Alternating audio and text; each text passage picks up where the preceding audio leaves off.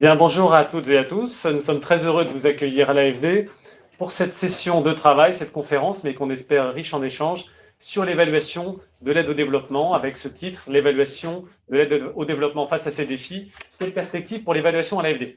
Alors pourquoi cette rencontre d'abord? Donc vous savez peut-être, en tout cas je vous le confirme, que nous avions à l'AFD une politique d'évaluation depuis 2013 qui avait commencé à structurer la politique d'évaluation de l'AFD.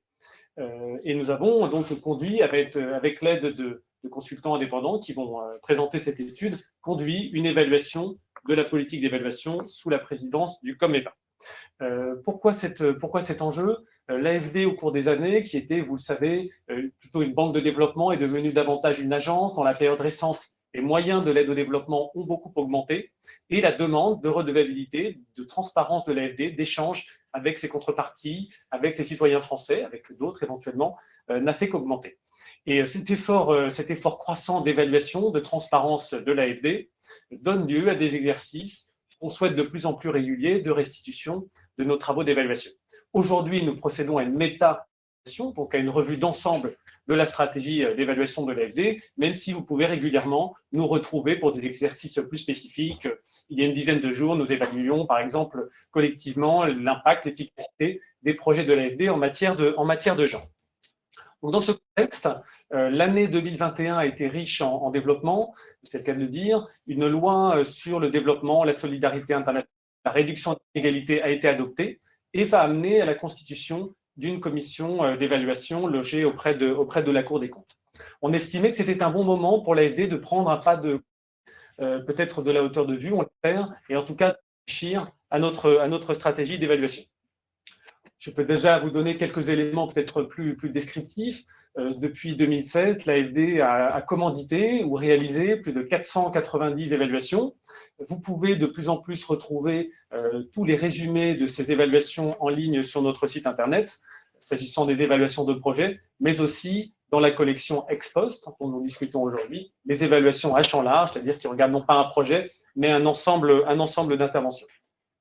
Dans cette stratégie d'évaluation de l'AFD, on retrouve des exercices de nature assez différente, des évaluations projets, j'en ai mentionné quelques exemples, des évaluations à champ large, à l'image de l'évaluation sur le genre conduite récemment, ou de cet exercice d'évaluation, mais également des évaluations dites scientifiques d'impact, qui visent à comparer les effets d'un traitement sur un territoire ou un échantillon de personnes données, avec une analyse d'un échantillon contrefactuel.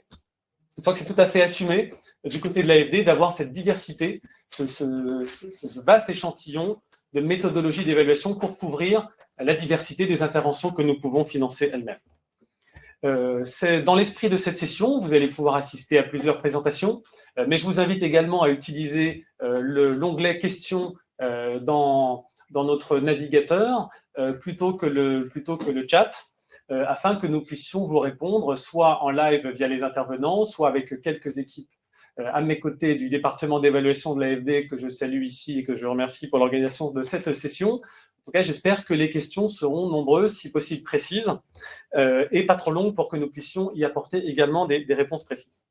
Voilà, sans plus tarder, je vais passer la parole à Katia Orbert-Papazian. Donc, Katia Orbert-Papazian est la présidente du comité des évaluations de l'AFD, le COMEVA. Elle est professeure honoraire d'évaluation, donc spécialiste de cette question. Elle est également suisseuse, donc elle n'est pas dans le marigot franco-français et viendra apporter son esprit d'indépendance. Et Katia, si vous l'acceptez, vous allez pouvoir nous présenter à la fois ce moment dans lequel nous nous trouvons et puis l'exercice d'évaluation auquel vous avez été associé. Donc, sans plus tarder, Katia, je vous cède le pupitre et la parole avec un dernier petit moment publicitaire dont vous pouvez retrouver en ligne cette évaluation de la politique d'évaluation sur le site de l'AFD et également, qui vient de sortir, le rapport bisannuel du département des évaluations qui permet d'avoir une vision générale du travail d'évaluation à l'AFD. Voilà, écoutez, merci beaucoup. Encore une fois, on espère votre participation active, vos questions piquantes et je cède la parole à Katia Orbert-Papazian. Merci à vous. Je vous remercie, Thomas, de me donner la parole et je suis moi aussi très heureuse de vous retrouver. Et je tiens à vous remercier au nom du COMEVA de l'intérêt que vous portez à l'évaluation de la politique d'évaluation de l'AFD. Le comité d'évaluation que je préside actuellement a été créé en 2009 pour accompagner l'AFD dans sa mission d'évaluation en toute transparence et en toute indépendance. Elle est formée de représentants des ministères de tutelle et d'un certain nombre de personnes qualifiées dans le domaine de l'évaluation. Ce Comeva a accompagné au fond toute l'évaluation. Elle a en particulier joué finalement un rôle de maîtrise d'ouvrage puisque les questions d'évaluation ont été posées par le Comeva, que les évaluateurs ont été choisis par le Comeva après un appel d'offres. Et puis surtout, nous avons suivi toutes les étapes du projet et validé tous les textes. Je puis vous assurer que l'évaluation qui va vous être présentée est une évaluation de très grande qualité et qu'elle répond à l'ensemble des critères et des standards d'évaluation internationaux. Ce qui est très, très intéressant du point de vue de cette évaluation, c'est qu'elle a déjà eu un impact extrêmement important puisqu'elle a permis de lancer tout un débat sur les questions qui seront certainement centrales dans le cadre de la nouvelle politique d'évaluation de l'AFD. D'abord, dans le cadre d'un groupe d'accompagnement qui a suivi aussi toute la démarche et dans lesquelles étaient représentées, au fond, toutes les directions de l'AFD. Puis ensuite, tous les débats ont pu être élargis à des parlementaires et au ministère de tutelle autour de toutes les recommandations très riches qui nous ont été présentées par l'équipe d'évaluation. Toute cette équipe, au fond, nous propose une multitude de défis à relever dans le cadre maintenant de la future politique d'évaluation, tout en mettant évidemment les points forts et les points à renforcer du côté de l'AFD. Et pour votre intérêt, nous avons choisi de retenir deux défis centraux aujourd'hui. Le premier qui est centré sur tout ce à quoi devra faire face à l'avenir l'évaluation à l'AFD, soit des questions de redevabilité et bien sûr toutes les questions liées à l'utilité de l'évaluation. Sans plus tarder, puisque je suis sûre que vous êtes impatients de les entendre, je vais passer la parole maintenant à messieurs Jean-Martial Bonis et monsieur Martin Vielajus. À vous la parole et j'aimerais vous rappeler qu'ils sont tous les deux cofondateurs de Kairos.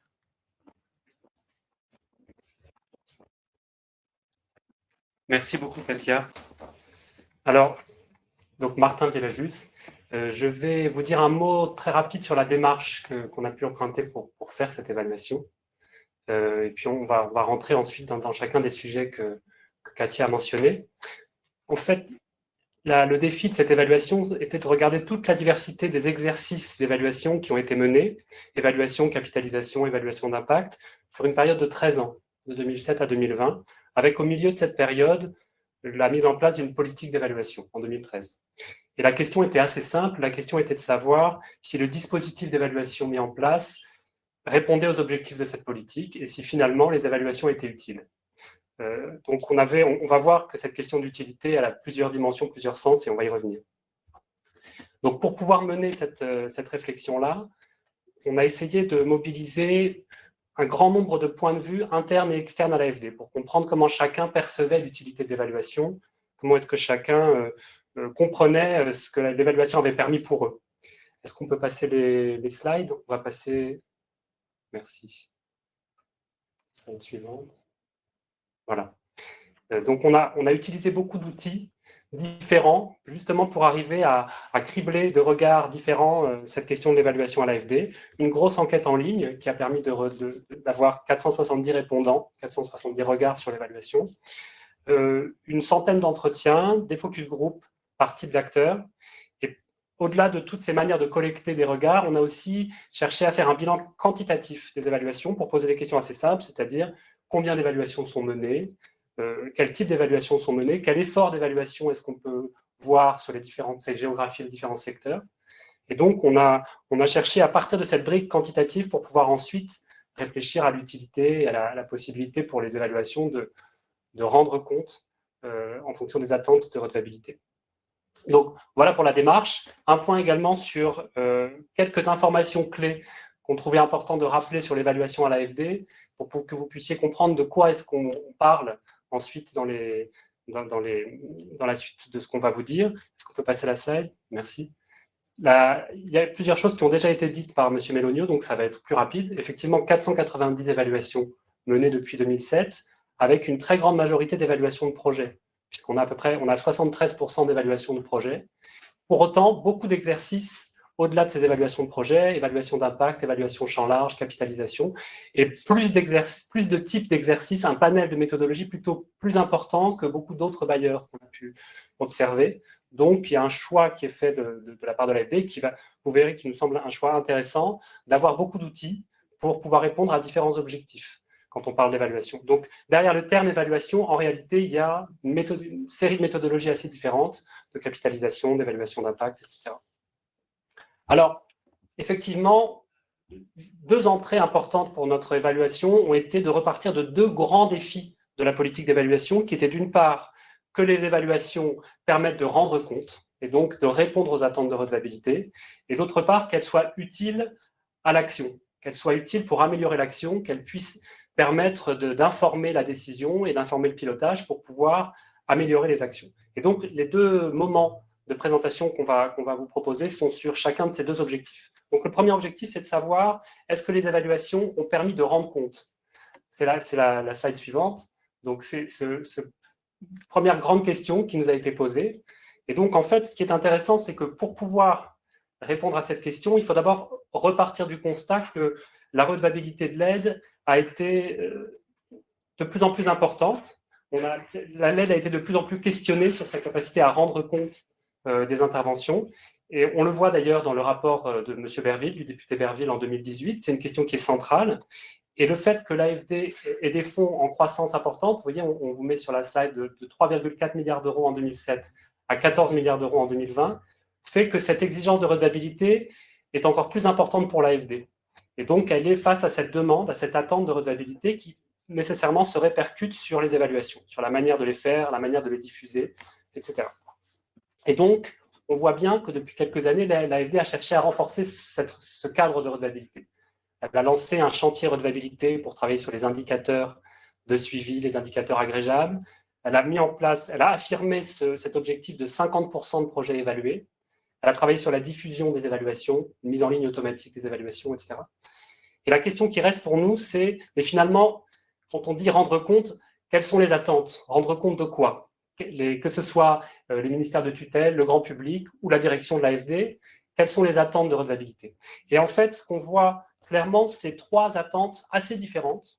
Une première attente qui est une attente, on va dire, de tableau de bord, qui est de dire une attente de pilotage par les résultats. On cherche à avoir une information systématique, agrégeable sur les résultats de toutes les interventions pour pouvoir avoir ce tableau de bord, avoir une idée des résultats de toutes les interventions. Ça, c'est une première attente. Une deuxième attente, c'est plutôt le témoin d'impact, c'est-à-dire sur les projets les plus stratégiques ou les plus innovants qui peuvent avoir vocation à être expérimentés ailleurs ou à faire la preuve. Il y a besoin de démontrer de manière plus approfondie l'impact. Et donc, il y a cette attente d'impact sur certaines interventions stratégiques.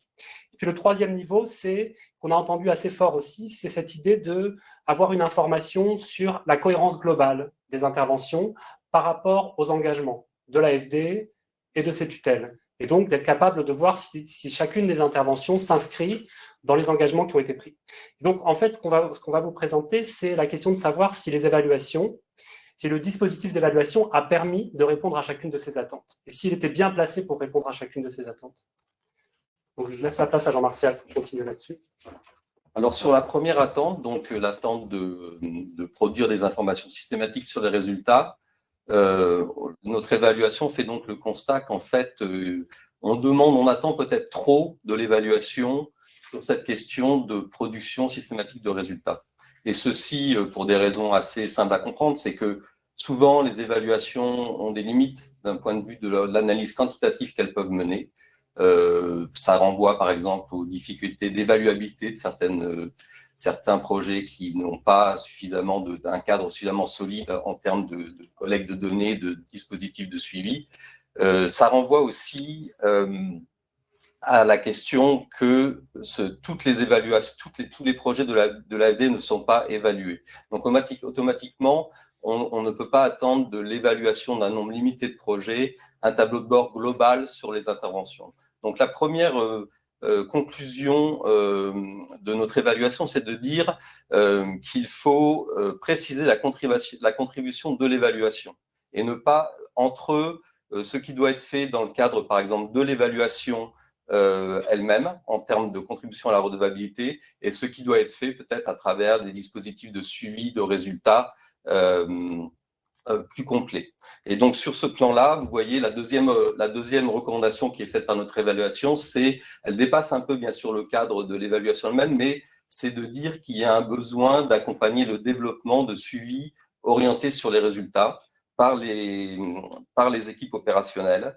Et ça renvoie, si vous voulez, à l'idée de mettre plus au cœur de l'AFD ce métier de suivi de résultats de façon à nourrir de manière plus importante ces dispositifs. La troisième recommandation, elle porte sur l'articulation entre des systèmes d'indicateurs qui aujourd'hui se développent à des niveaux très macro, qui sont donc les indicateurs agrégeables, avec les dispositifs d'indicateurs de suivi qui sont au niveau des projets et qui doivent donc finalement, si on veut renforcer cette redevabilité sur les résultats, qui doivent finalement être plus articulés. Je vais passer la diapo suivante, s'il vous plaît. Donc, sur le deuxième défi, la deuxième attente en ce qui concerne la redevabilité, il y a donc un défi qu'on a appelé un défi de méthode par rapport aux évaluations d'impact. Évidemment, c'est très important d'avoir des évaluations d'impact qui peuvent démontrer de manière rigoureuse, de manière indiscutable, les résultats de certains projets. Selon nous, l'évaluation d'impact, elle doit s'appliquer à des projets qui sont innovants, à des projets qui sont de grande ampleur, sur laquelle les orientations prises par l'AFD méritent d'être testées en profondeur et sur un temps plus long. On a vu que l'AFD a pris la mesure de cette demande au cours des dernières années. C'est-à-dire qu'au sein de l'AFD, il y a aujourd'hui une équipe, au sein d'EVA, il y a aujourd'hui une équipe, EVI, qui est spécialisée sur ces questions d'évaluation d'impact. Et il y a aussi eu d'autres initiatives qui font qu'il y a une progression de ces évaluations d'impact, à la fois les évaluations, les randomized controlled trials, mais qui sont des évaluations qui ont des limites parce qu'elles restent lourdes et ciblées sur certains types de projets, et à la fois aussi d'autres méthodes peut-être plus qualitatives, plus participatives, qui apportent des perspectives d'évaluation d'impact moins coûteuses, avec plus de participation des acteurs de projet, et qui peuvent par exemple aussi également utiliser des données externes qui ne seraient pas nécessairement produites par les projets eux-mêmes, qui est une autre avenue de développement de ces évaluations d'impact. Vous voyez ici donc deux recommandations en ce qui concerne ce défi de méthode des évaluations d'impact. Poursuivre le développement des évaluations d'impact avec contrefactuel, parce qu'elles permettent effectivement, dans certains cas, de démontrer de façon non discutable l'impact, et notamment, c'est très important, sur des sujets sur lesquels on va pouvoir extrapoler à des pans importants de l'activité de l'AFD. La deuxième direction, c'est celle de poursuivre l'exploration des méthodes d'analyse d'impact plus qualitatives, plus participatives. Et la diapo suivante, s'il vous plaît. Sur la troisième attente, qui est donc cette idée qu'il y a une demande qui est de plus en plus présente, plus forte, faite à l'évaluation, de s'intéresser à la cohérence des interventions. Et cette attente est exprimée notamment à la fois par les ministères de tutelle, par les parlementaires, par la direction de l'AFD. Donc c'est une demande qui vient de plusieurs directions, et elle est intéressante, cette demande, parce qu'elle veut aller au-delà de ce qui est fait actuellement avec la question de la cohérence. Et cette nouvelle définition, cette nouvelle vision de la cohérence est en lien, par exemple, avec le développement de la nouvelle définition de la cohérence qui a été développée récemment par Evalnet. Donc, c'est une idée de la cohérence dans laquelle on regarde au-delà des projets ou même des politiques pour regarder si on a une cohérence de la diversité des engagements. Pour le dire de façon un peu simple, regardez si ce que la main gauche fait va dans le même sens que ce que la main droite fait, et être capable de prendre en compte des interactions entre différentes politiques, entre différents engagements qui sont pris, et les compléments et la complexité de ces interactions. deux recommandations à ce niveau-là, à la fois le besoin de développer des nouvelles méthodologies, parce qu'il s'agit là de porter un jugement externe, donc ce qui est bien la position de l'évaluation, poser un jugement externe en s'appuyant sur des engagements croisés et en s'appuyant sur, en fait, et c'est le sens de la deuxième recommandation, en s'appuyant sur des avis qui sont émis sur les interventions. Par exemple, dans le cas de l'AFD, les avis de développement durable se positionnent, font le tour des engagements de l'AFD. C'est intéressant, ça sera intéressant dans le futur d'être capable qu'il y ait un jugement externe sur la base de ces avis et qui permettent de regarder la cohérence de l'ensemble des interventions.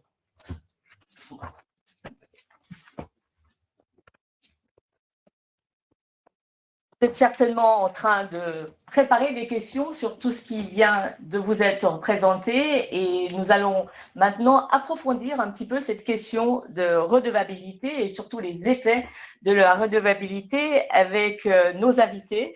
J'ai donc le plaisir d'accueillir maintenant pour ce premier panel Madame Cacile Brenière, directrice adjointe de la direction des opérations, qui a présidé le groupe d'accompagnement qui a suivi l'ensemble de cette évaluation. À distance, nous entendrons tout de suite Monsieur Pascal Ross, qui est délégué adjoint de la délégation des programmes et des opérateurs au sein du ministère de l'Europe et des Affaires étrangères. Et puis, nous avons ici parmi nous Monsieur Jérémy Dossin-Charpentier, qui est directeur adjoint de la stratégie à l'AFD. Monsieur, c'est à vous, si vous le permettez, que je vais adresser ma première question. On vient de l'entendre, nos évaluateurs insistent beaucoup sur la question de l'évaluation de la cohérence des interventions au regard des grands engagements de l'AFD. Partagez-vous d'abord leur analyse et puis surtout, quelle va être la répercussion de la mise en œuvre de cette proposition à l'AFD? Merci et à vous la parole. Merci beaucoup. Merci de m'avoir convié à ce panel. D'abord, peut-être en propos introductif, vous savez qu'à l'AFD, on fait souvent des allers-retours, des va-et-vient entre le siège de l'AFD et puis les implantations dans ce qu'on appelle le réseau, c'est-à-dire les 115 pays d'intervention dans lesquels nous déployons des projets. Et j'ai retrouvé dans cette évaluation en fait un certain nombre de points que j'avais pu remonter à l'époque où moi-même j'étais dans une agence et où voilà, je questionnais l'utilité, la question de l'utilité et la question de la redevabilité à travers cela. Donc vraiment, je me retrouve beaucoup dans les conclusions. Par rapport à la question qui m'est posée sur cette question de la cohérence qui est à renforcer et de la manière dont on entend le faire, d'abord, je crois que c'était rappelé par les évaluateurs et il faut se poser la question de savoir ce que sont les grands engagements de l'AFD. Effectivement, ils sont de nature diverse. Il y a effectivement ce méta-agenda des objectifs de développement durable, de l'accord de Paris sur le climat, du cadre sur la biodiversité, etc., etc. Et puis la manière dont il est répercuté dans le mandat qui nous est confié, puisque nous sommes une institution nationale. Et je dirais de ce point de vue-là que, d'une part, en termes de cohérence, je trouve qu'on a la chance aujourd'hui d'avoir finalement un emboîtement qui fait qu'on a un cadre et un référentiel en termes d'engagement qui est cohérent déjà. Donc ça, c'est déjà un premier élément de réponse important. Le deuxième, c'est que malgré tout, on a quand même de multiples engagements qui sont pris par la France à l'international. Et donc, ça emporte effectivement un fort enjeu de crédibilité pour nous.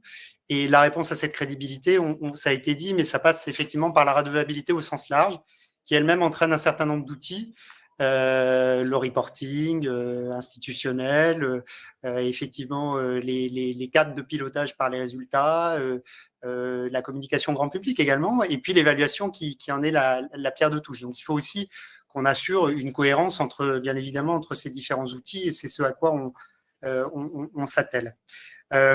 Ensuite, évaluer la cohérence de nos interventions, pour nous, c'est un enjeu stratégique en termes d'apprentissage. Et de ce point de vue-là, ça veut dire est-ce qu'on atteint finalement les objectifs qu'on s'était fixés.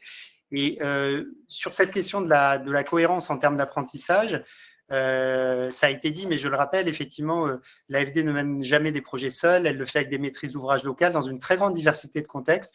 Et peut-être un peu contre-intuitivement, je dirais que la prise en compte de plus en plus grande de cette contextualisation dans les évaluations est aussi un gage de cohérence. Ça peut apparaître un peu contre-intuitif à première vue, mais je pense que pour une institution telle que nous, prendre en compte de plus en plus cette contextualisation, ces trajectoires différentes des pays sur la route des objectifs de développement durable, c'est une condition sine qua non pour pouvoir rendre compte aussi de la cohérence de nos actions.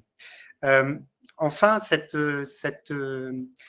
recommandation, finalement, elle nous invite aussi à peut-être à prendre plus conscience de la diversité, et ça a été dit, de la palette de nos outils, et peut-être de s'en saisir de manière plus active pour faire en sorte, effectivement, ces différents outils qui permettent de mesurer des choses différentes, dans des périmètres différents, dans des temporalités différentes, on puisse les articuler de manière peut-être plus consciente pour pouvoir mieux rendre compte de cette cohérence.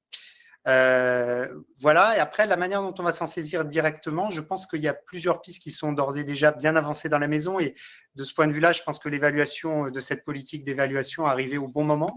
D'une part, il y a des gros efforts depuis 2 ans au moins pour renforcer ce qu'on appelle notre chaîne de redevabilité, ou ce qu'on appelle également entre nous notre colonne vertébrale finalement, d'analyse et d'appui en matière de développement durable, qui nous permet d'être un peu plus, d'être plus certain que nos opérations les opérations qu'on finance sont alignées avec ces objectifs-là. Et un point très concret a été de dire effectivement qu'on avait un dispositif novateur, qui est ce dispositif d'analyse et d'avis développement durable, qui est quasi systématisé sur tous nos projets, qui nous permet de dire ce que sont les impacts escomptés sur nos projets, et bien d'essayer, ce qu'on ne faisait pas jusque-là, de regarder à la fin, à l'achèvement des projets, de refaire ce travail d'analyse et de regarder les écarts éventuels entre l'analyse qui avait été faite ex ante sur les impacts escomptés et l'analyse ex post sur les résultats, si ce n'est les impacts. Et ça, derrière, d'aller même encore un cran plus loin, en demandant à l'avenir aux évaluateurs de nous éclairer sur les impacts éventuels, ce qui sera pour nous une manière vraiment de pouvoir reboucler sur cette question de la cohérence. Et puis le dernier point, ça a été évoqué, il y a effectivement une nouvelle commission d'évaluation de l'APD que la loi récente instaure. Pour nous, c'est aussi l'occasion certainement on a pris acte du fait qu'effectivement, on avait plutôt un mode d'évaluation bottom-up en prenant en compte les besoins des opérationnels. Ça ne garantit pas en soi qu'on puisse mesurer la cohérence par rapport aux grands engagements. Et donc, il faut qu'on développe certainement, en lien avec cette nouvelle commission, en lien également avec les instances de gouvernance de l'agence, notamment son conseil d'administration, des programmations plus stratégiques des évaluations pour être certain, notamment par les évaluations en champ large, que ce qu'on va mesurer en termes de grappes de projets, de stratégies, de thématiques dans tel ou tel pays répond bien à des enjeux qui sont les enjeux principaux pour l'agence. Très bien. À vous entendre, monsieur, le défi qui est lancé est fondamental. Et l'AFD est prêt à le relever. Tout à fait. Et enthousiaste. Maintenant, monsieur Ross, je me tourne vers vous. Au fond, tout au long de l'évaluation, le ministère de l'Europe et des Affaires étrangères a exprimé des attentes très fortes de redevabilité vis-à-vis de l'AFD. Et j'aimerais savoir, êtes-vous convaincu maintenant par les recommandations et les propositions qui nous ont été faites par les évaluateurs? Bonjour à tous, j'espère que vous m'entendez bien. Entendons parfaitement.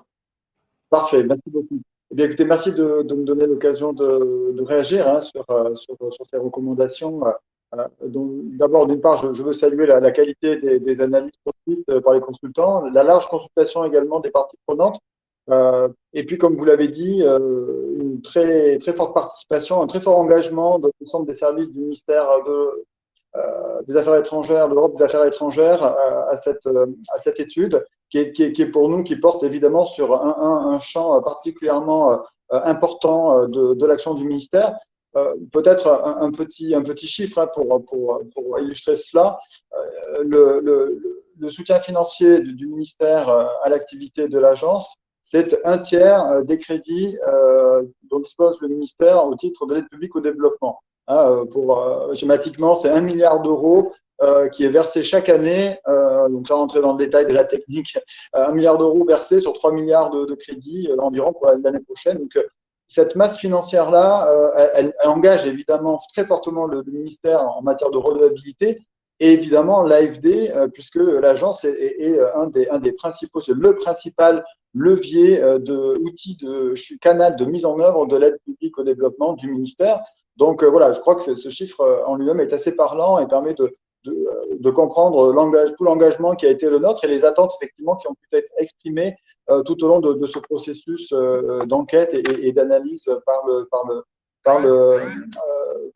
les consultants.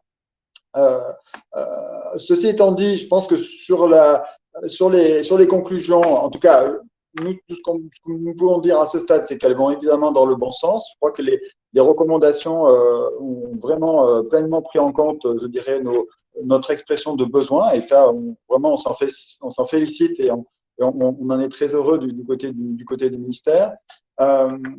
Maintenant, je dirais que voilà, est-ce que ces recommandations sont efficaces et sont à la hauteur des enjeux?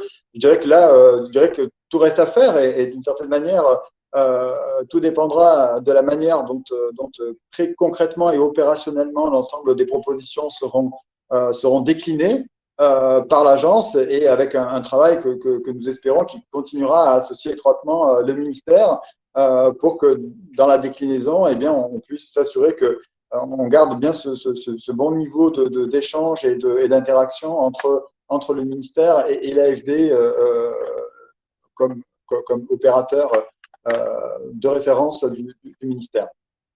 Je vous remercie pour votre réponse et nous sommes particulièrement heureux que vous-même soyez satisfait parce que vous nous avez beaucoup challengé et comme vous l'avez dit, au fond, maintenant toute la question, ça va être au fond comment est-ce qu'on va concrètement mettre en œuvre les propositions des évaluateurs. Et pour répondre à cette question, je me tourne vers Madame Cassie de Brenière. Madame, vous êtes en première ligne pour nous répondre à cette question et j'aimerais surtout savoir comment, et d'après vous, quelles vont être les répercussions opérationnelles des propositions des évaluateurs en matière de redevabilité, en particulier sur les dispositifs de suivi des résultats des projets.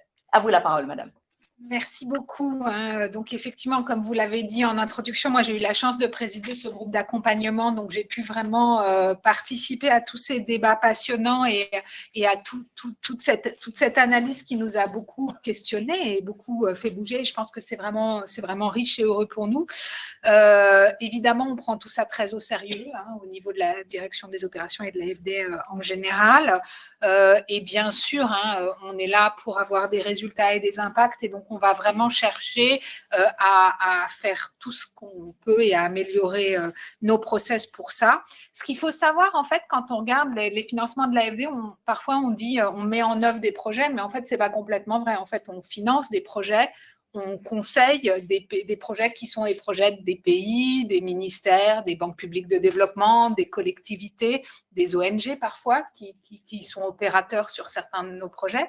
Et donc, en fait, on est là à la fois pour financer et aussi pour les conseiller, voir comment renforcer avec eux leur politique, leur stratégie et les aider à être finalement les acteurs du changement dans leur pays.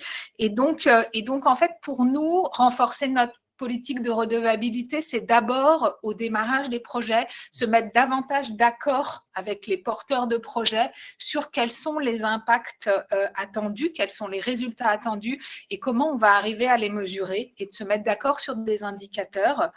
Et en fait, aujourd'hui, on a déjà des cadres logiques, etc. Mais je pense que la grosse différence entre ce qu'on a fait jusque-là, même si on le faisait déjà un peu, mais ce qu'on souhaite faire de façon plus générale, c'est que maintenant, on voudrait vraiment que ce soit partagé avec les porteurs de projets, de manière à ce qu'après, dans les engagements contractuels, dans le conseil qu'on leur donne, tous les appuis qu'il peut y avoir, les assistances à maîtrise d'ouvrage, etc., ces indicateurs et cette base de départ sur laquelle on s'est mis d'accord puissent être suivis tout au long du projet.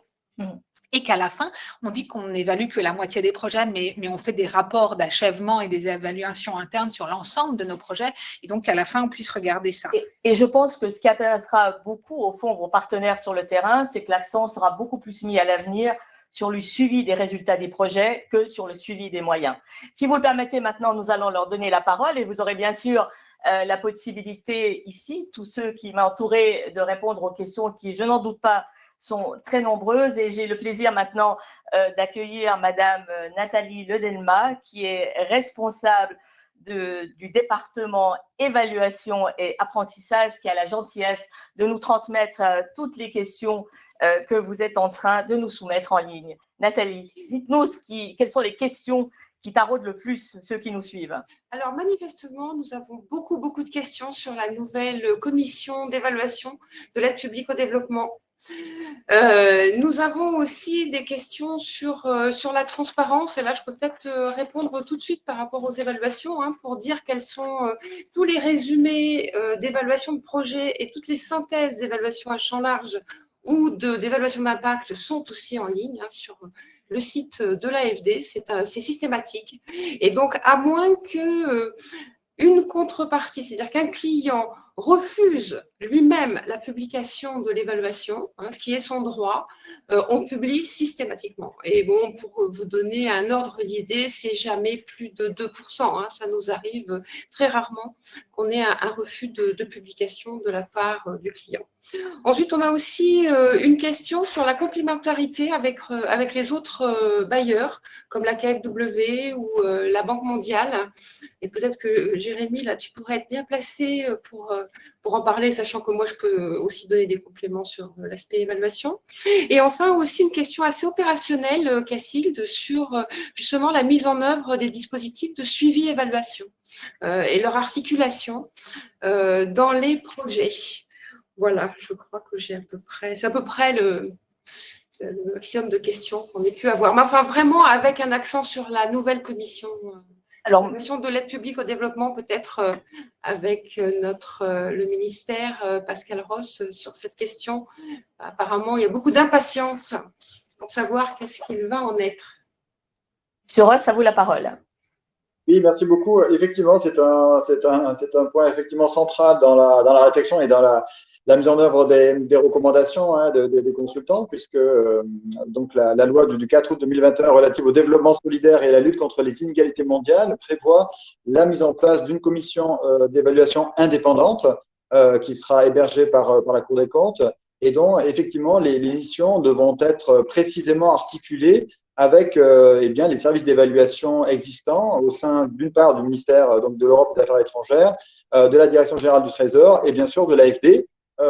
Et donc cela va nécessiter une réflexion pour être certain qu'effectivement il y a une bonne complémentarité entre les évaluations qui seront faites par les cellules déjà existantes et puis cette nouvelle commission indépendante qui a vocation à renforcer encore une fois là l'information et la redevabilité à l'égard des parlementaires qui donc votent les crédits et donc qui attendent légitimement d'avoir une information en retour la plus exhaustive et la plus complète possible sur la bonne utilisation qui est faite de ces crédits. Voilà, donc c'est un enjeu. Les discussions sont en cours, les travaux sont en cours et voilà, dans la perspective de la mise en place dans les prochains mois de cette commission, mais avec une attente assez forte de renforcement de la redevabilité. Et là, on retombe sur les questions qui ont déjà été évoquées, de savoir voilà, effectivement sur quoi doit porter l'évaluation. Est-ce que les évaluations à champ large ont plutôt vocation à être portées par cette commission indépendante et peut-être un spectre un petit peu plus resserré sur les projets ou sur les… Donc voilà, tout cela va se discuter et va se décider dans les prochaines semaines et les prochains mois. Et c'est un enjeu effectivement déterminant pour le ministère et pour l'agence, évidemment. Merci pour votre réponse. Maintenant, Monsieur Roche, je me tourne vers vous puisque une des questions qui vient de nous être posée, pardon, Monsieur Dossa-Charpentier, je me tourne vers vous puisqu'une des questions qui nous a été posée, c'est l'articulation au fond qu'il y a entre l'AFD et les autres bailleurs. Oui. Je vais répondre et puis Nathalie pourra certainement compléter. Moi, d'abord, il y a des projets qu'on cofinance et on essaye de cofinancer de plus en plus de projets avec d'autres, au sens où on considère que d'abord on est plus intelligent à plusieurs pour financer, pour conseiller, pour appuyer, et puis pour maximiser les effets de mobilisation des uns et des autres. Donc, lorsqu'on a des cofinancements, évidemment, lorsque les projets se terminent, on va essayer d'évaluer les choses de manière articulée. Au-delà de ça, il arrive souvent que quand il y a l'évaluation d'un projet AFD dans un secteur donné, il peut y avoir d'autres bailleurs qui interviennent sur la même politique publique au travers d'autres projets. Donc, on essaye systématiquement d'introduire dans les termes de référence des évaluations un regard sur la cohérence du projet AFD au regard des autres projets financés par éventuellement d'autres bailleurs dans le même secteur. Et ça, c'est fondamental aussi au regard de l'agenda commun qui est le nôtre, qui est celui des ODD, puisqu'en fait, aucun bailleur ne peut répondre à lui seul à l'intégralité des enjeux. Et donc, ces questions qui étaient évoquées de synergie, d'éviter des contradictions entre les interventions des uns et des autres, il est complètement cohérent avec la lecture qu'on doit faire des ODD. Nathalie, vous souhaiteriez compléter ? Assez peu de choses pour compléter, donc je mettrai complètement dans ce qu'a vient de dire Jérémy. Peut-être juste pour dire qu'on a un potentiel en fait vraiment d'évaluation conjointe avec les autres bailleurs, qu'on a beaucoup exploité avec la KfW, notamment avec des échanges de personnel entre eux et nous, et où on a pu se nourrir des méthodes que eux mettent davantage en place que nous, et inversement. Donc on organise aussi une conférence dans 2 jours, et qui pourra d'ailleurs répondre à certaines des questions qui sont posées là dans le chat sur les aspects évaluation quantitative et impact. Donc, à la même heure, dans 2 jours, on a une conférence qui va vraiment, a priori, être centrée là-dessus. Et donc c'est vrai qu'on a ce potentiel aussi pour travailler avec nos homologues. On essaye aussi de développer sur des nouvelles thématiques où en fait pour les bailleurs les projets arrivent juste à maturité, ou en fait sont arrivés à maturité il n'y a pas longtemps. Par exemple sur la thématique climat, comment est-ce qu'on évalue des projets, comment on peut voir à quel point on participe donc à l'accord de Paris ensemble, et donc sur les ODD bien sûr aussi, les ODD c'est un sujet assez complexe, et donc si on essaye d'aller au-delà de chaque ODD, le sens est particulièrement complexe et nouveau, et donc c'est vraiment un champ à explorer aussi avec les autres bailleurs. Très bien, je vous remercie. Cécile, décidément, une des recommandations centrales des évaluateurs, qui est de renforcer le suivi des résultats des projets, interpelle. Donc, je vous redonne la parole sur ce thème vous aurez certainement des choses à compléter. Effectivement, je vais essayer, pour être plus concrète, peut-être de partir d'un exemple. On s'est tous posé donc la question quand on engage des projets de développement, si par exemple l'objectif c'était de vacciner une population, c'est un peu d'actualité, de se dire il y a 2 manières de faire. Soit on va passer par un opérateur, une ONG, que sais-je, qui va vacciner un certain nombre de personnes, et là on va vraiment pouvoir suivre exactement le nombre de personnes vaccinées, lui donner des objectifs, ça.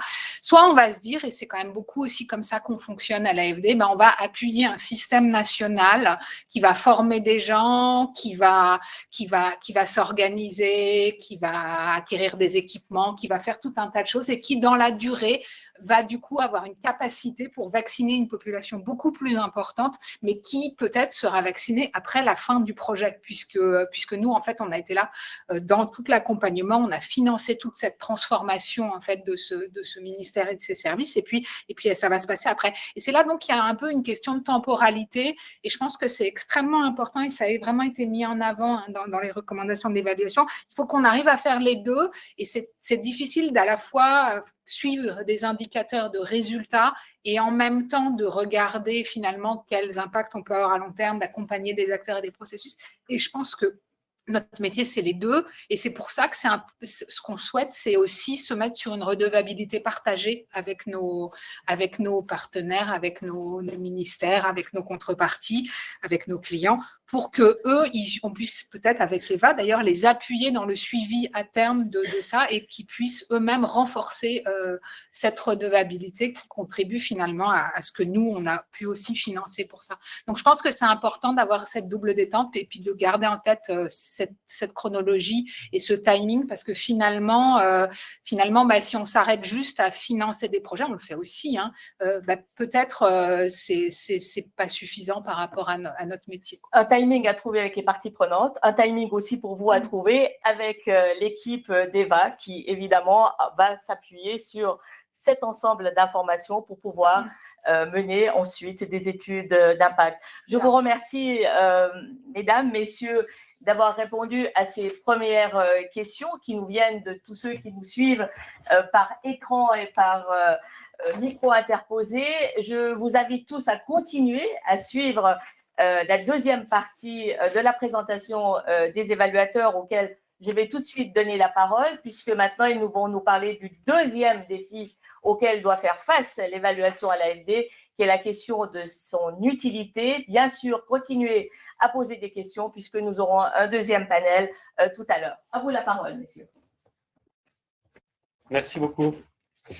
Effectivement, quand vous regardez la politique d'évaluation qui a été faite en 2013, quand vous regardez les résultats de l'enquête qu'on a menée en ligne, dans tous les entretiens qu'on a pu mener, le premier élément qui est mis en avant pour juger les évaluations, c'est la question de savoir si ces évaluations ont permis d'améliorer l'action. Donc, est-ce qu'elles ont été utiles pour orienter la décision, pour reconsidérer ce qu'on fait?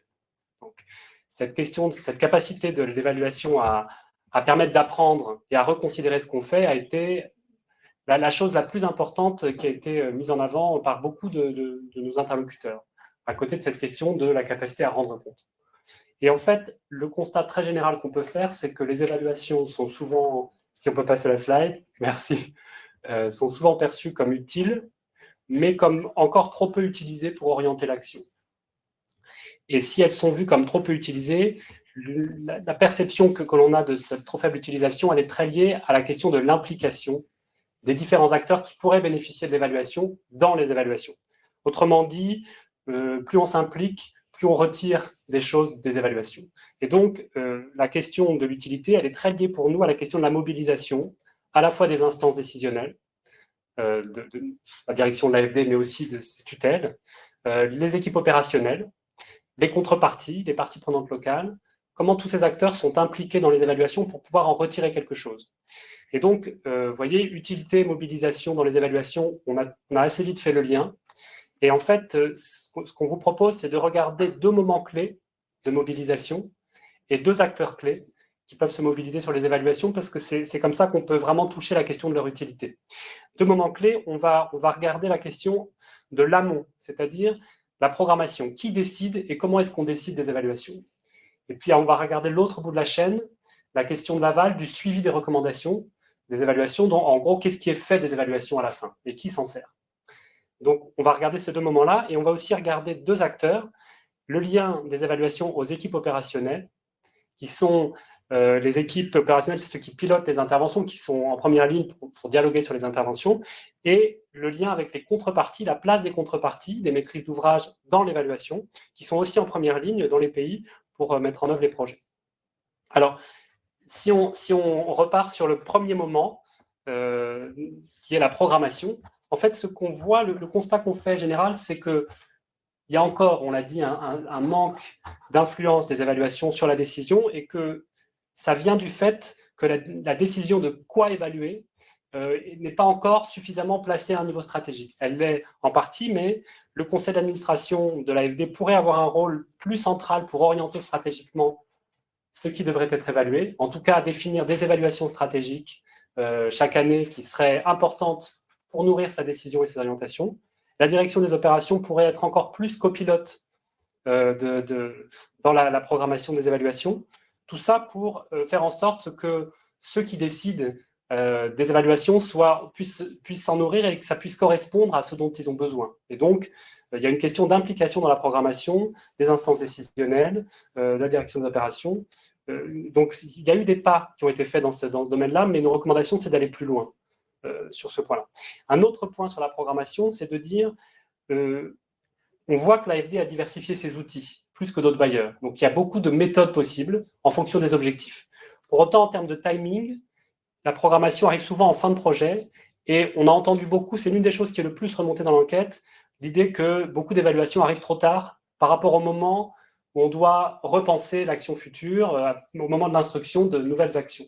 Et donc, c'est ce qu'on, vous voyez, le petit lapin, c'est le syndrome du lapin blanc d'Alice qui est toujours en retard. Alors, c'est un premier constat qu'on fait et on le modère par le fait que les évaluations, en fait, arrivent de plus en plus rapidement après la fin des projets, et qu'il y a de plus en plus, on l'a vu clairement, ce souci de calage entre évaluation et instruction des projets suivants. Donc, ça a été vu, ce problème d'arriver trop tard a été vu, et il y a un travail, un effort qui est fait pour solutionner ça. Mais selon nous, ça n'est pas qu'une question de raccourcir le moment à la fin des projets de l'évaluation, c'est aussi l'idée d'avoir une programmation plus ouverte sur d'autres timings et d'autres formats d'évaluation, au-delà de la prédominance de l'évaluation de fin de projet.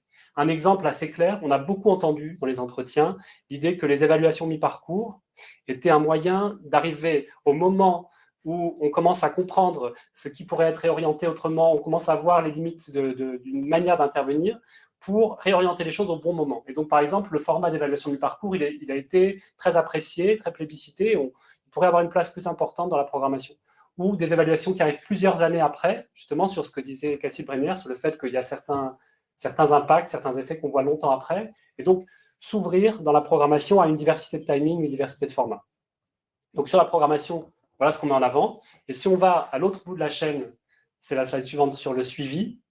En fait, la question qu'on pose sur le suivi, c'est de dire l'une des finalités les plus importantes de l'évaluation, c'est de proposer des pistes pour améliorer l'action. Et l'un des dangers, c'est d'écrire des recommandations dans le désert. Et ça, c'est quelque chose qui, dans le secteur de l'évaluation, on retrouve souvent ce problème de dire est-ce qu'on écrit dans le désert? Est-ce que ce qu'on fait est suivi? Est-ce que les recommandations sont considérées et suivies? Alors, du côté de l'AFD, le constat qu'on fait, c'est qu'il n'existe pas de dispositif formel de réponse aux recommandations, comme ils peuvent exister pour d'autres bailleurs, de dire que chaque évaluation et chaque recommandation appelle une réponse formelle. Alors, on n'a pas ce dispositif de réponse formelle, même si on a des espaces dans les documents d'instruction pour considérer ce que les évaluations ont dit, et on a encore, selon nous, trop peu de mobilisation autour du suivi des recommandations.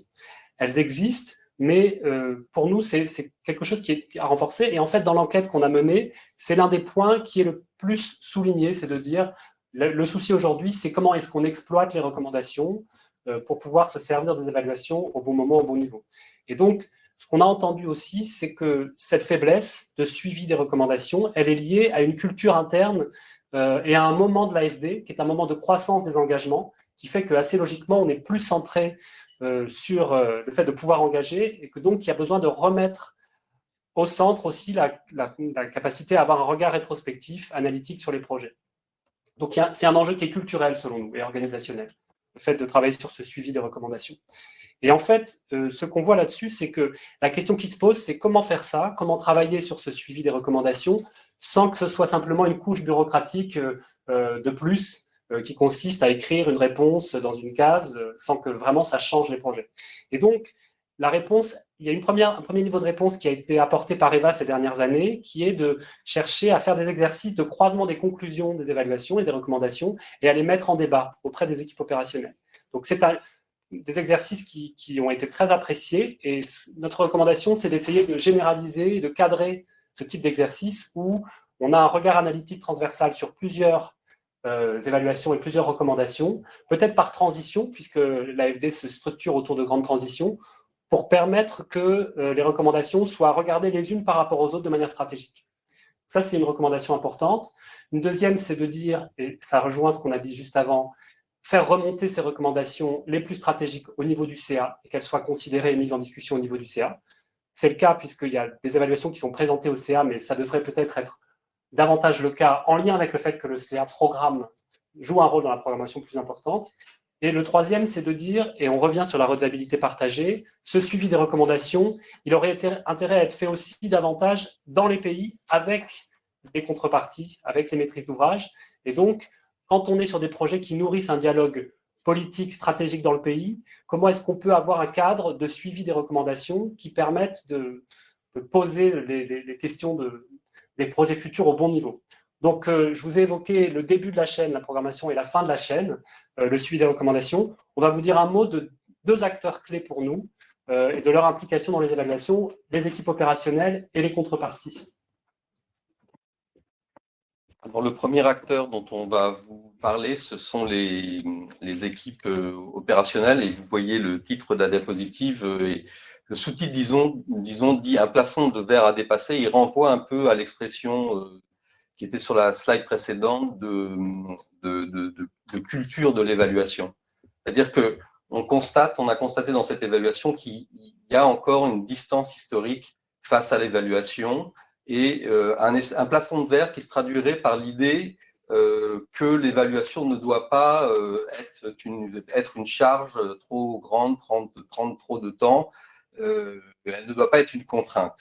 Et l'évaluation se contraint finalement un petit peu elle-même face à ce plafond de verre. Ceci dit, des progrès assez importants, notamment grâce au travail qui a été fait par Eva au cours des dernières années, qu'on pourrait synthétiser par cette expression aller vers les autres services, aller vers les agences pour accompagner les évaluations décentralisées.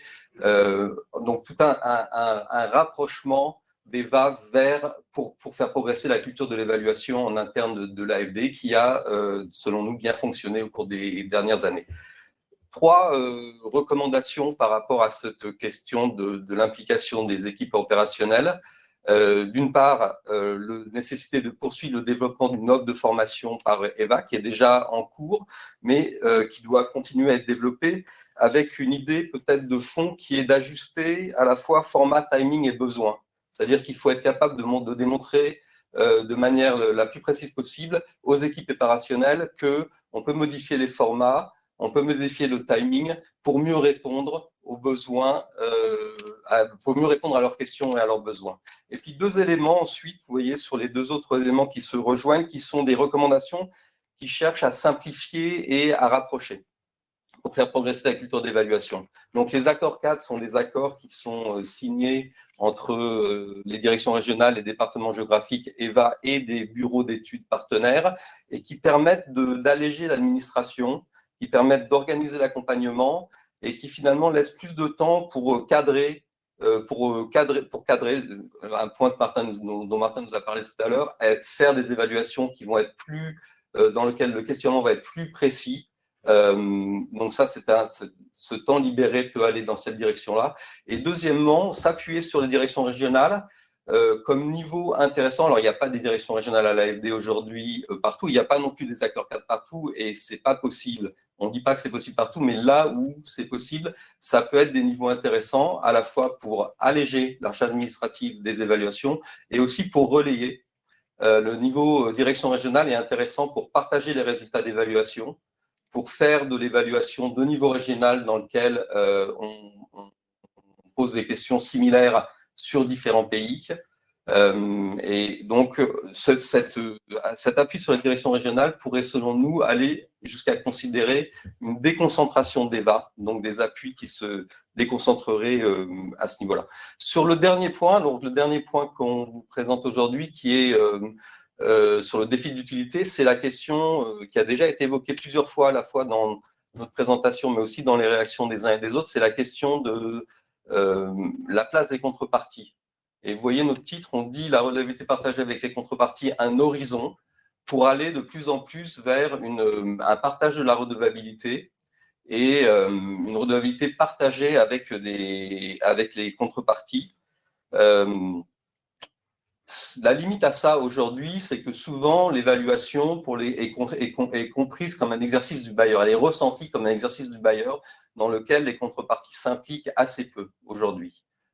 Et donc les recommandations, il y a déjà donc cet écueil à contourner. Et les recommandations qu'on fait dans le cadre de cette évaluation, c'est de continuer à pousser certains éléments qui sont déjà des pratiques aujourd'hui, qu'il faut peut-être systématiser, qui par exemple l'implication de contreparties au sein des groupes de référence, qui aujourd'hui est peut-être plus possible parce qu'on a appris beaucoup cette dernière année et demie en termes de participation à distance.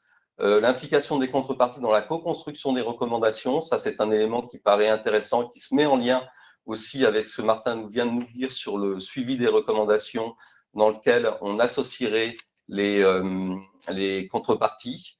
La responsabilisation, alors il y a un point qui est important, c'est d'inscrire les évaluations dans les projets dès l'instruction comme manière d'impliquer les contreparties, mais qui finalement se heurte à 2 contraintes. La première, c'est que souvent, l'évaluation est décidée plutôt vers la fin du projet. Donc, c'est difficile de parler d'une évaluation qui au début du projet est hypothétique. C'est difficile d'en parler d'une contrepartie et il faudrait trouver les moyens peut-être d'amener l'évaluation plutôt dans la discussion avec les contreparties. Responsabiliser davantage les contreparties nous paraît un élément intéressant, allant jusqu'au pilotage dans certains cas. Et puis la progression vers la redevabilité partagée, nous on la voit, on l'imagine principalement à la redevabilité partagée à la fois l'un vers l'autre, de l'AFD vers la contrepartie, de la contrepartie vers l'AFD, mais chacun vers son public aussi, vers le public français, vers le public du pays, et on l'imagine sur des sujets comme les projets de politique publique dans lesquels le dialogue entre l'AFD et ses contreparties est déjà important, ou sur des sujets où il y a un enjeu de redevabilité qui est fort au niveau national.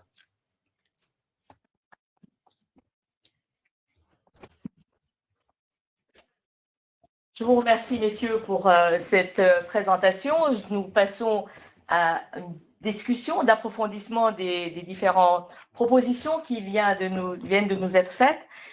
Pour ce deuxième panel, j'ai de nouveau le plaisir d'accueillir Madame Cassille-Bronière, que je ne présente plus.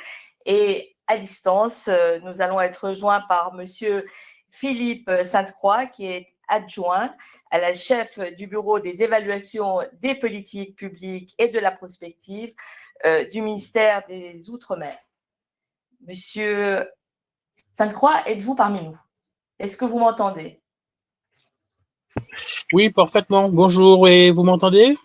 Parfaitement, et je suis particulièrement heureuse de vous entendre puisque ma première question s'adresse directement à vous.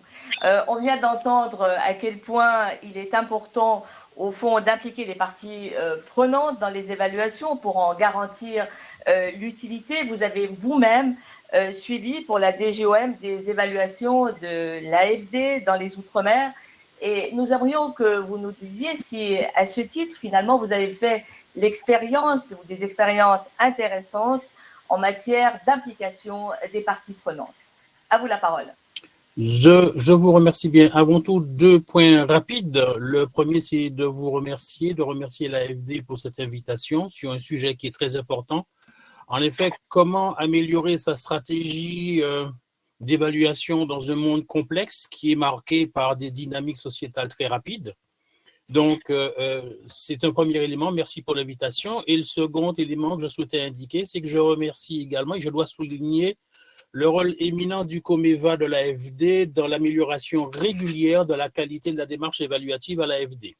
Voilà, ce sont les 2 éléments préliminaires que je souhaitais indiquer. Mais pour répondre à votre question, oui, madame, il y a une évaluation de l'AFD Outre-mer qui mérite une attention toute particulière du point de vue de l'implication des parties prenantes. Cette évaluation, c'est celle des 10 ans d'action de l'AFD en Nouvelle-Calédonie. Et les parties prenantes qui sont concernées et qui se sont vraiment impliquées sont à la fois les services de l'État, les bénéficiaires, que je crois que vous appelez également les contreparties, et puis les opérateurs. Alors, en dépit de la pandémie qui a conduit les consultants à adapter leur méthodologie et, entre autres, à renoncer à une seconde mission sur le terrain, on note quand même un double mouvement. Une participation riche aux entretiens depuis ceux qui sont destinés aux entretiens de cadrage de l'étude. En effet, vous avez eu 85 personnes interrogées.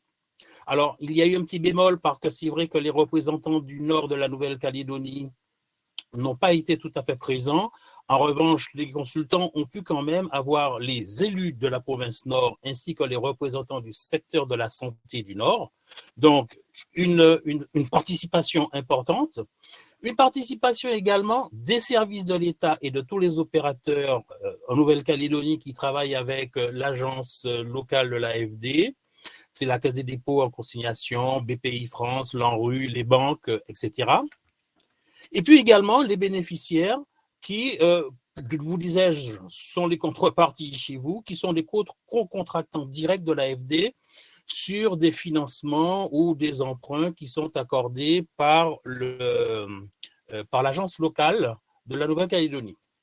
Donc, une participation riche aux entretiens, mais également, deuxième point de cette implication forte de cette évaluation des 10 ans d'action de la Nouvelle-Calédonie, de l'AFD en Nouvelle-Calédonie, c'est une participation active des parties prenantes aux ateliers de recommandation. En effet, les recommandations ont été travaillées, en dépit de la pandémie, ont été travaillées en atelier avec les partenaires de l'AFD sur le territoire. Donc, voyez-vous, au niveau des entretiens, au niveau de, comment dirais-je, de la participation active aux ateliers. Voilà, il y a bien entendu une plus-value pour l'évaluation de l'implication de ces parties prenantes. Monsieur Sainte-Croix, est-ce que je peux vous poser encore une deuxième question? Mais je vous en prie. Qu'est-ce qu'a apporté toute cette participation? Parce qu'on voit qu'il y a eu une grande implication, mais au fond, quel a été l'apport de cette implication forte? Alors, c'est vrai, très souvent, il est indiqué que voilà, l'évaluation est utile et dans les faits, on voit qu'elle n'est pas utilisée, donc on se pose des questions sur la notion d'utilité. Mais là, pour le coup, il y a au moins des prélogomènes qui permettent de penser qu'il y aura une utilisation, donc une évaluation utile. Du point de vue des personnalités qui se sont impliquées, il y a eu un meilleur cadrage de l'étude parce que, telles que les questions évaluatives avaient été posées dans le cahier des charges, eh bien, la rencontre avec les parties prenantes, eh bien, cette rencontre a permis d'affiner les questions évaluatives et donc de mieux cibler l'évaluation sur des enjeux qui sont partagés par les parties prenantes. C'est aussi une meilleure compréhension de la mise en œuvre de l'action de l'AFD néo-calédonienne sur le terrain. En effet, quand on a l'apport de toutes ces parties prenantes, parce que là, il y a eu vraiment une implication, eh bien, le consultant est amené, l'évaluateur est amené à mieux comprendre le mode de mise en œuvre de cette action publique sur le terrain.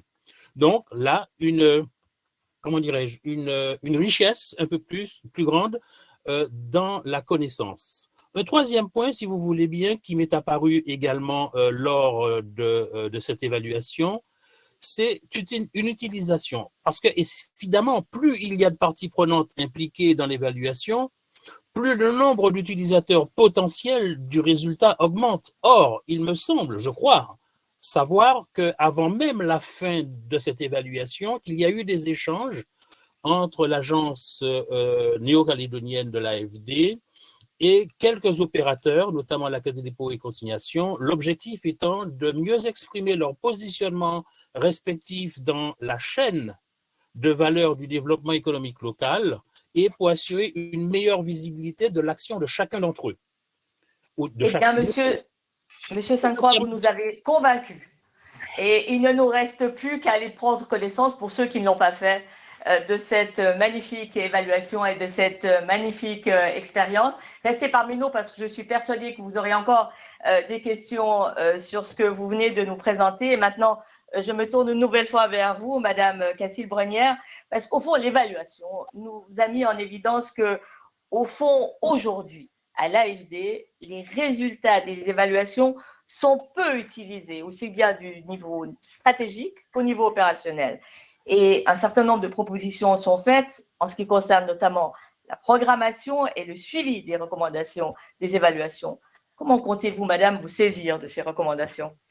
Alors, merci beaucoup encore une fois. Donc, effectivement, ça interpelle de se dire utilise peu le suivi, les recommandations qui sortent des évaluations. Donc, bien entendu, on s'est posé beaucoup de questions pour voir un petit peu comment on pourrait faire mieux.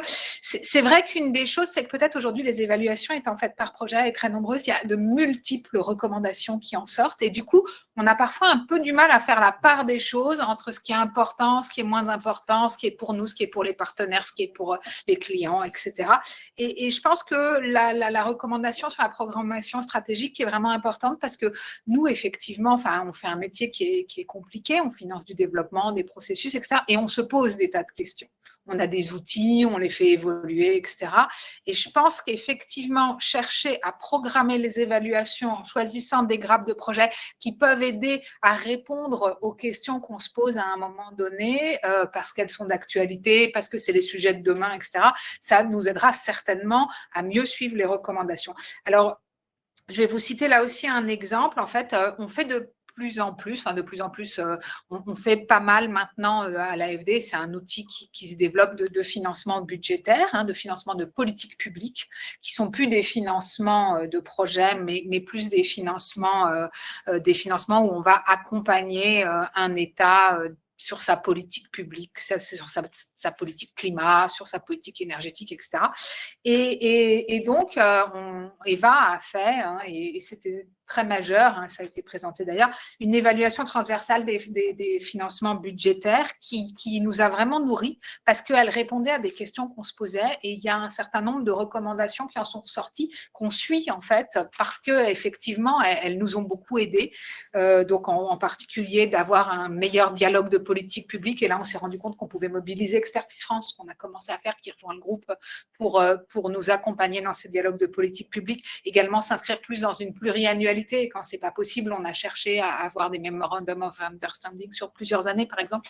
Et donc, en fait, je pense que c'est ce type d'évaluation avec un nombre de recommandations très stratégiques et peut-être plus ramassées qu'on va pouvoir plus facilement suivre. Et là, je pense qu'on sera vraiment très moteur et très intéressé en fait à se nourrir des évaluations qui peuvent être faites sur ces sujets. Tous ceux qui nous suivent doivent certainement se demander qu'est-ce que cela va changer que vous soyez dans une relation de redevabilité partagée avec les parties prenantes.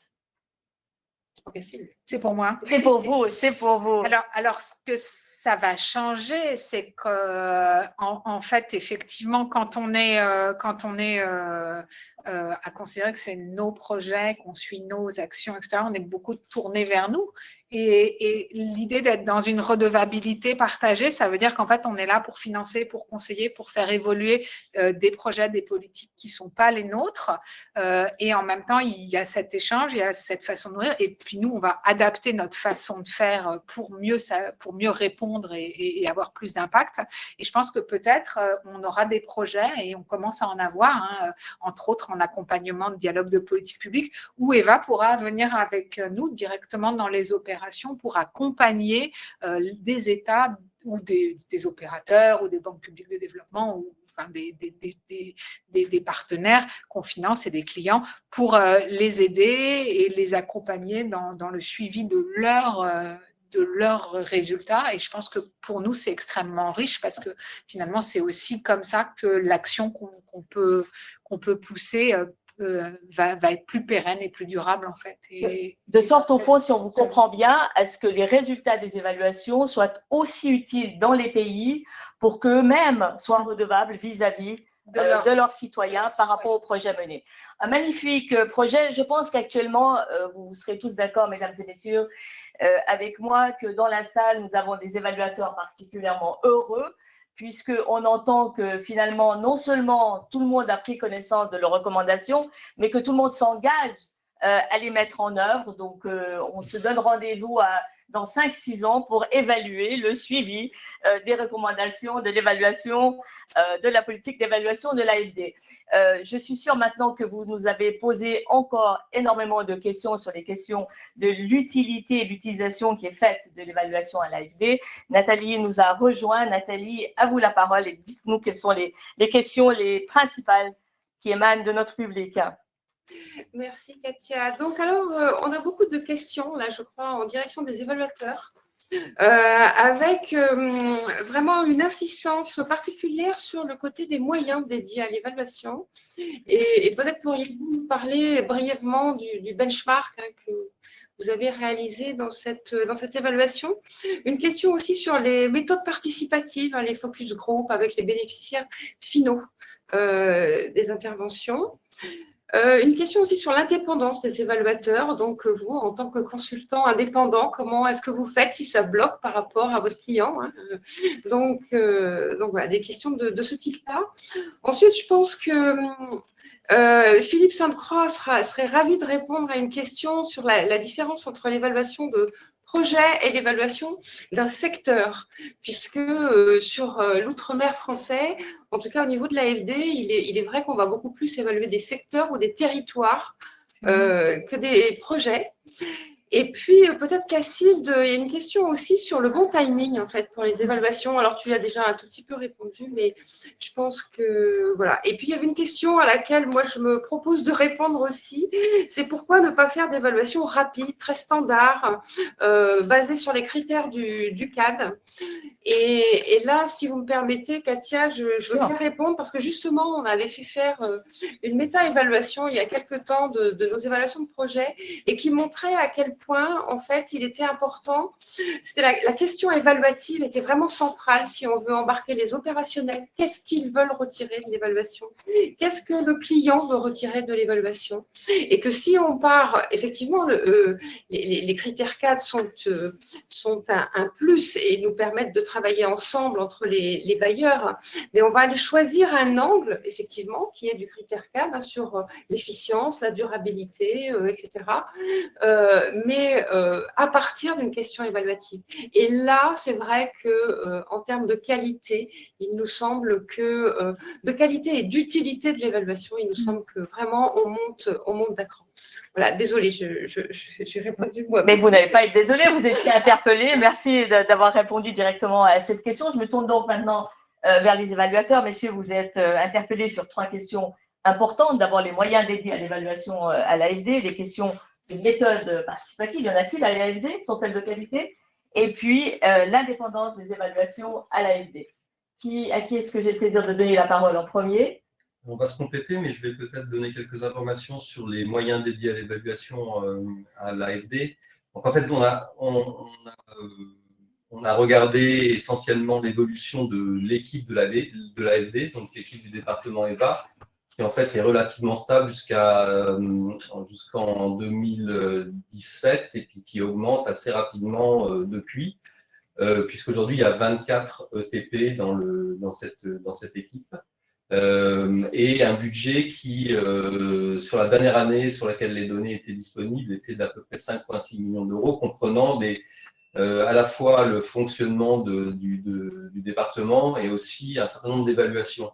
Mais ces chiffres-là ne donnent pas le total de l'intensité de l'effort de l'évaluation de l'AFD, puisqu'il y a un certain nombre d'évaluations qui sont financées à l'intérieur des projets, donc sur d'autres enveloppes. Là, c'est dans les 5,6 millions, il y a seulement les évaluations en champ large, pas les évaluations de projet. Ça ne donne pas un calcul du temps de travail qui est mis par tous les gens qui sont dans les agences, qui sont associés à une évaluation. Donc, en fait, si on voulait vraiment aller au bout de cette démarche, il faudrait rajouter ces éléments-là. Ils ne sont pas des éléments qui sont considérés, par exemple, dans le benchmark qui a été fait par l'OCDE il y a quelques années, qui était très centré sur les départements dans les départements d'évaluation dans les sièges des bailleurs de l'OCDE. Et si on regarde ces éléments-là, on voit que finalement, l'AFD a quand même une équipe conséquente. Par contre, le budget n'est pas énorme en comparaison avec certains autres bailleurs de fonds, ce qui nous avait amené d'ailleurs à dire que l'AFD fait un effort et met des fonds dans l'évaluation, mais il ne serait pas inconséquent, il ne serait pas anormal pour l'AFD, vu l'ensemble de ces engagements qui sont de l'ordre de 14 milliards pour la dernière année, de mettre plus encore sur son effort d'évaluation. Sur les méthodes participatives, en fait, la question portait, quand elle est apparue sur la ligne de question, elle portait sur les méthodes d'impact qualitatives.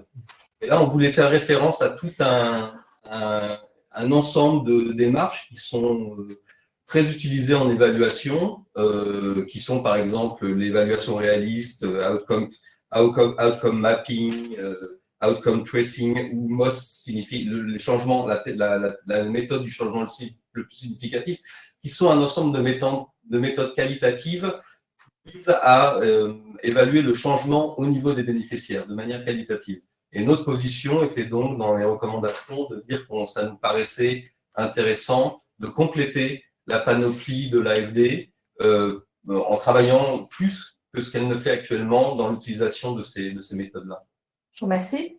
Peut-on dire que les évaluations à l'AFD sont indépendantes? Je pensais que la question, c'était la capacité d'un évaluateur à être indépendant en général. Vous pouvez répondre aux 2 questions, Ouais. mais je pense que tout le monde se demande si l'évaluation à l'AFD est indépendante. Oui, en fait, c'est intéressant parce qu'on est parti avec cette question assez fort dans notre travail. Et en fait, la question d'indépendance a été très peu remise en cause. Ni dans l'enquête, ni dans les entretiens. Il y a peu de gens qui nous ont dit les évaluations ne sont pas indépendantes, elles sont biaisées, il y a pression. Alors, il y a quelques cas où on entend que les évaluateurs se disent on a eu une pression sur ce qu'on a écrit, etc. Mais ça a été très marginal. C'est-à-dire que ce n'est pas la question. Il y a la question de savoir est-ce que c'est utile, est-ce que ça permet de rendre compte, mais la question de savoir si c'est indépendant est peu revenue. Et en tant qu'évaluateur, sur cette première question, Ce que je constate, c'est que quand l'évaluation est vraiment demandée par l'organisation qui est évaluée, quand elle n'est pas imposée comme une contrainte extérieure, on peut à peu près tout dire si on le dit de manière constructive. Parce que, a priori, l'organisation, elle a envie d'avoir un regard critique sur ce qu'elle fait. Donc, généralement, j'ai eu peu d'exemples en tant qu'évaluateur d'impossibilité à dire certaines choses quand on est sur des évaluations qui ne sont pas imposées, parachutées de l'extérieur. Je dirais ça sur Merci pour vos réponses. Je me tourne maintenant vers Monsieur Sainte-Croix. Monsieur, on vous interpelle sur la différence entre les évaluations de projet et les évaluations de secteur. D'accord, je vous remercie beaucoup de cette question. Je ne vais pas faire de l'académisme, vous m'en excuserez, mais je vais rester centré plutôt sur l'action de l'AFD Outre-mer. Et alors, pour les Outre-mer, il n'y a pas d'évaluation de projet.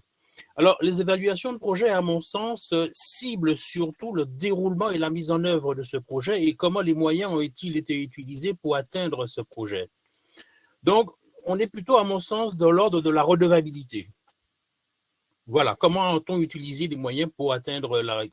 En revanche, sur les évaluations sectorielles qui concernent beaucoup plus l'action de l'AFD à notre égard, eh bien, ce sont des actions dans le domaine du secteur de la santé, de l'énergie, etc., médico-social. Et ce qui va intéresser dans ce cadre-là, c'est plutôt l'impact. Quels sont les effets du concours ou des concours de l'AFD sur les bénéficiaires? Est-ce que ça a changé quelque chose chez eux? Donc là, on a plutôt une démarche stratégique et prospective à mon sens. Très bien, je vous remercie. Est-ce que, Nathalie, vous souhaiteriez compléter sur cette question? Non, c'est parfait. Maintenant, Cécile, la dernière question sur la question centrale en évaluation, le bon timing. Alors, c'est une très bonne question. Moi, je pense que c'est assez simple. En fait, le bon timing pour répondre à une question, c'est le plus près possible après le moment où on se la pose, en fait. Et comme ça, il y a le plus de chances possible pour que on puisse en tirer des bénéfices. Donc, ça peut être, parfois, on va se mettre à évaluer, à instruire des nouveaux projets dans un secteur. Et même si les précédents ne sont pas finis, il faut peut-être à ce moment-là qu'on évalue, qu'on capitalise, parce que ça va pouvoir nourrir des nouvelles instructions.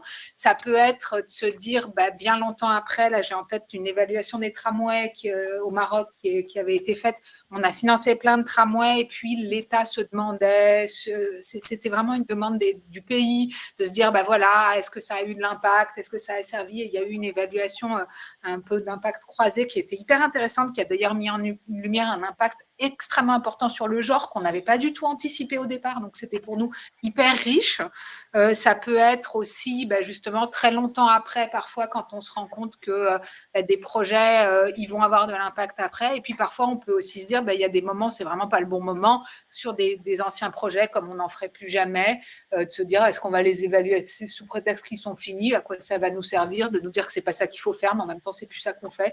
Donc, voilà. Donc, je pense qu'en fait, il faut être vraiment très en contact, et d'où cette question de programmation stratégique qu'on va vraiment mettre ensemble en place, qu'Eva cherche à faire, et puis nous, on va vraiment tout faire pour les aider, et je pense que ça permettra de mieux nourrir finalement, et puis nous, de mieux en tirer toute la substantifique moelle, parce que je pense que c'est extrêmement riche, et si ça pouvait aussi nous permettre de nous déporter plus sur les résultats, les impacts, que sur les instructions au départ, je pense que ce serait très positif pour nous tous. Et même peut-être dans le timing, on s'interroge même sur les évaluations initinérées.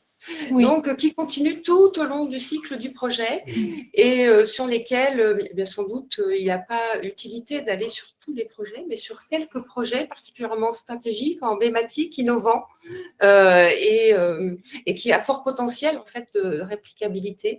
Et où là, l'évaluation, on peut aussi poser la question de l'évaluation au tout début du projet, dès l'instruction. Donc, en fait, l'idée, c'est un peu la même que celle sur la question évaluative, c'est que pour être utile, il faut vraiment se poser la question, qu'est-ce qu'on veut ressortir de l'évaluation? Et donc, du coup, quelles questions on se pose et à quel moment, en fait, on démarre l'évaluation?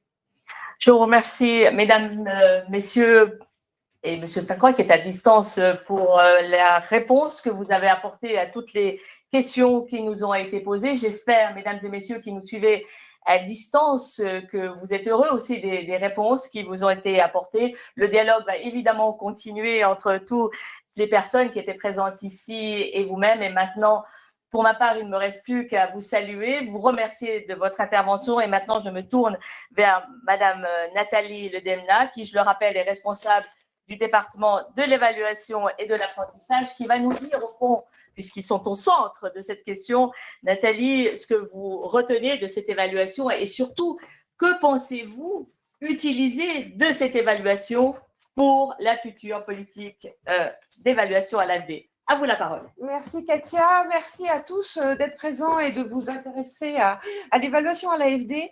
Moi, ce que je dirais, c'est que déjà, cette évaluation qui a voulu être résolument participative nous a permis de dresser un constat commun, avoir des analyses communes et des premiers éléments prospectifs communs. Et donc ça, c'est vraiment une base extrêmement riche pour construire effectivement notre nouvelle politique d'évaluation. Je crois que cette évaluation nous a aussi confortés dans le mouvement qu'on avait déjà fait, et vous l'avez dit tout à l'heure, sur le aller vers les opérationnels, aller vers les clients, aller vers les partenaires. Et ça, c'est vrai que ça nous a rassurés, ça nous a donné aussi peut-être un peu plus de légitimité, enfin, ça nous a conforté dans notre légitimité et ça nous a ouvert aussi tout le potentiel en fait qu'on n'avait pas encore suffisamment exploité et qu'on va essayer d'exploiter pour cette future politique d'évaluation. Donc, je ne vais pas réinsister sur, je ne vais pas aller dans le détail, mais simplement, je crois que les 3 grands axes forts que l'on va développer lors de cette nouvelle politique d'évaluation, c'est d'abord être davantage stratégique, c'est effectivement avoir une programmation plus stratégique, avoir des sujets plus stratégiques qui intéressent la représentation nationale, qui intéressent notre conseil d'administration, qui intéressent à tous les niveaux de l'institution, être plus stratégique et mieux calibrer à quel moment et quel type d'évaluation on fait. Ensuite, le deuxième axe, c'est bien sûr que l'évaluation, on a vu, est un maillon important de la chaîne de la radioactivité, mais pas le seul, puisqu'il s'agit d'une chaîne, et que là, je crois qu'on est dans une configuration où justement, en ayant partagé ces constats pendant l'évaluation, on a tous cette volonté de s'améliorer à tous les niveaux institutionnels. Et puis, alors, le troisième axe qui nous tient vraiment beaucoup à cœur, c'est vraiment de pouvoir être davantage auprès des parties prenantes, d'être davantage utile sur le terrain. C'est vrai que ça nous fait mal quand on entend que nos parties prenantes estiment que l'évaluation est un processus fait par les bailleurs, pour les bailleurs. Et ben nous, on a vraiment envie de relever ce défi et d'être à côté d'elle. L'évaluation, c'est aussi un élément de la gouvernance. Renforcer les capacités à l'évaluation, c'est aussi renforcer la gouvernance. Et puis, sur la redevabilité partagée, là aussi, on voit qu'on a une demande de plus en plus de redevabilité citoyenne et c'est très, très bien, c'est tout à fait normal, je veux dire, il faut y répondre. Mais amener aussi nos clients à cette démarche d'être redevables eux aussi devant leurs citoyens, eh bien, c'est encore un cran, c'est encore aller plus loin. Et vraiment, ça, c'est un vrai challenge. Et j'espère que quand on évaluera effectivement notre future politique d'évaluation, eh bien, j'espère qu'on aura des avancées sur ce sujet. Voilà, je vous remercie. Sachez que cette restitution est à nouveau, vous pouvez à nouveau la regarder, elle est disponible en replay. Vous avons mis donc dans le chat différents documents, dont l'expose, la synthèse de l'évaluation, mais aussi le rapport bisannuel des évaluations qui vient de paraître. Donc 2 ans d'évaluation à l'AFD. C'est pas du tout un rapport exhaustif. C'est un rapport qui vraiment met l'accent sur les évaluations un peu phares et avec là aussi une ligne rouge qui est sur l'utilité des évaluations pour qui. Donc l'utilité pour les opérationnels qui vont faire des nouveaux projets, l'utilité pour les partenaires ou les clients et l'utilité pour les bénéficiaires finaux, ceux qui bénéficient au final de nos interventions. Je vous remercie. Au revoir.